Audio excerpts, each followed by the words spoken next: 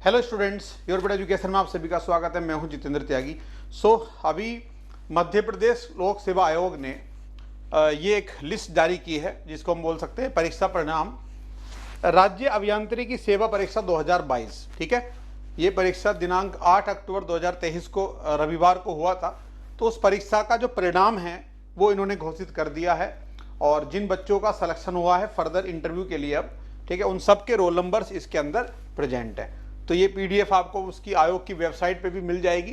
तो जिन बच्चों ने भी एग्जाम दिया है, ठीक है, वो जल्दी से आयोग की वेबसाइट पे जाके इस पीडीएफ को डाउनलोड भी कर सकते हैं और अपने रोल नंबर चेक कर सकते हैं। ओके, इसमें कुछ इन्होंने चेंजेस भी किए थे, तो वो सारी डिटेल यहाँ पे दी हुई है। अभी जो नई वैकेंसी की संख्या है, ठीक है, कैटेगरी वाइज वो इन्होंने यहाँ पे डिक्लेयर किया है किस कैटेगरी में कितनी पोस्ट हैं, वो आप देख सकते हैं यहाँ पे। ठीक है, और अब इसमें कौन कौन सी ब्रांच थी मेन, देखो जिन रोल नंबर्स को शॉर्टलिस्ट किया है, एक तो civil engineering, assistant engineer civil engineering के लिए, ठीक है, ये सारे रोल नंबर्स हैं। इन सारे बच्चों का सिलेक्शन हुआ है इंटरव्यू के लिए, अपना अपना रोल नंबर यहाँ पे चेक कर सकते हैं। ठीक है, दूसरा इन्होंने सिविल में ही दिया है, ठीक है, और उसके बाद एग्रीकल्चर इंजीनियरिंग में यहाँ पे इन्होंने दिया है रिजल्ट कि एग्रीकल्चर में कौन कौन से रोल नंबर्स क्वालिफाई किए हैं इंटरव्यू के लिए। तो आप सिमिलरली इन्होंने इलेक्ट्रिकल में भी कुछ दिया है रोल नंबर्स, आप देख सकते हैं इलेक्ट्रिकल में ये 3 रोल नंबर्स यहाँ पे मेंशन है।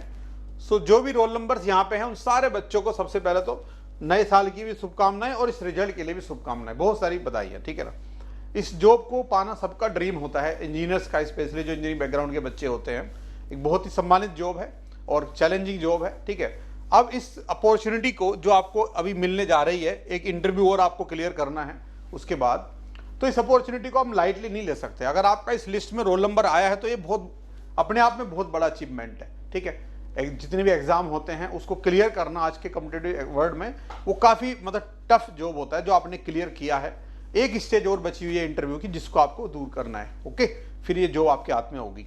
अब इंटरव्यू के लिए देखो यहाँ पे जो इनका अभी तक का रिकॉर्ड रहा है, तो एक तो ये टेक्निकल जॉब है, तो ऑब्वियसली आपकी टेक्निकल स्ट्रेंथ इंटरव्यू के द्वारा चेक की जाएगी।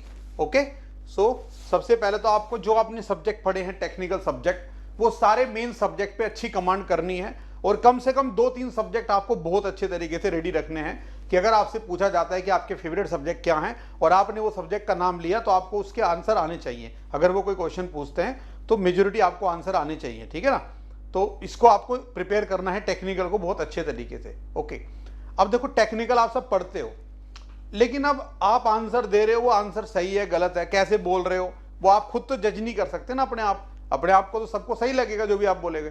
तो इसके लिए कोई प्रोफेशनल्स अगर हो कि जो आप इंटरव्यू दे, आपके इंटरव्यू को ध्यान से सुने और फिर उसके बेसिस पे आपको कुछ फीडबैक प्रोवाइड करें, कुछ इनपुट दें, ताकि आप अपने आप को रीडिफाइन करें, मतलब चेंज अपडेट करें। ठीक है, और फिर आप एक्चुअल इंटरव्यू के टाइम पे अच्छा परफॉर्म करें। तो इससे ये फैसिलिटी जो है यूरोपियन एजुकेशन प्रोवाइड करता है। डिफरेंट जो भी स्टेट इंजीनियरिंग सर्विस एग्जाम होते हैं, एई के, जेई के, ठीक है, उन सब के लिए मॉक इंटरव्यू मॉड्यूल्स अवेलेबल होते हैं यूरोपीडिया पे। तो इस पोस्ट के लिए भी यहाँ पे जो भी वैकेंसी निकली है सारी ब्रांचेस में, उनके लिए भी यूरोपीडिया मॉक इंटरव्यू प्रोग्राम प्रोवाइड कर रहा है, आप ज्वाइन कर सकते हैं। ओके, और उसके अलावा थोड़ा सा आपको अवेयरनेस होना चाहिए, जनरल अवेयरनेस, स्पेशली जिस स्टेट में आप जॉब करने जा रहे हैं, जैसे मध्य प्रदेश में आप जॉब करने जा रहे हैं तो मध्य प्रदेश के बारे में थोड़ी सी अवेयरनेस आपको होनी चाहिए, कितने जिले हैं, ठीक है, सबसे पहले तो। और जैसे एग्रीकल्चर वाले बच्चे हैं तो उनसे एग्रीकल्चर से रिलेटेड जो वहाँ पे कौन कौन सी क्रॉप्स होती हैं, कैसी वहाँ पे लैंड सॉइल के टाइप्स हैं, इन सब तरीके के क्वेश्चंस वहाँ पे पूछे जा सकते हैं आपसे। ठीक है ना, और एग्रीकल्चर में थोड़ा डाटा एनालिसिस का भी काम होता है, तो डाटा एनालिसिस से बेसिक चीज़ें जो रिलेटेड होती हैं, ठीक है, उनके बारे में भी थोड़ी सी अवेयरनेस आपको होनी चाहिए। ओके, और जो बाकी ब्रांच के बच्चे हैं उनसे भी वो कोई ना कोई, जैसे क्वेश्चन इलेक्ट्रिकल का बच्चा है तो उसको जितने भी वहाँ पे प्रोजेक्ट हैं, ठीक है, इलेक्ट्रिसिटी जनरेशन से रिलेटेड जो भी प्रोजेक्ट है उनके बारे में अवेयरनेस होनी चाहिए, रिवर्स के बारे में अवेयरनेस होनी चाहिए। और सिमिलरली सिविल का कोई स्टूडेंट है तो वहाँ पे सॉइल के टाइप के बारे में अवेयरनेस होनी चाहिए। ठीक है ना, जो भी डैम वहाँ पे बन रहे हैं उनके बारे में पता होना चाहिए। और नॉट ओनली मध्य प्रदेश, थोड़ा अवेयरनेस बाहर का भी, पूरे इंडिया का आपको रखना चाहिए।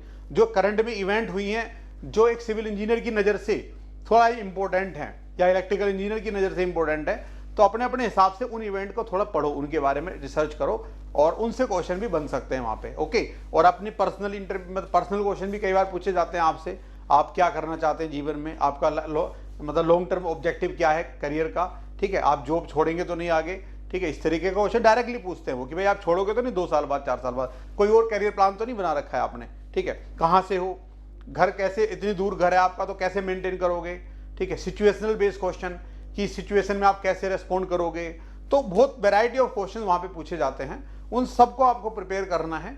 और उसके लिए अगर आप योरपीडिया की हेल्प लेना चाहेंगे तो ऑब्वियसली आपको हेल्प करेगा। Okay, so I wish all the best again and many congratulations to all the students who got shortlisted.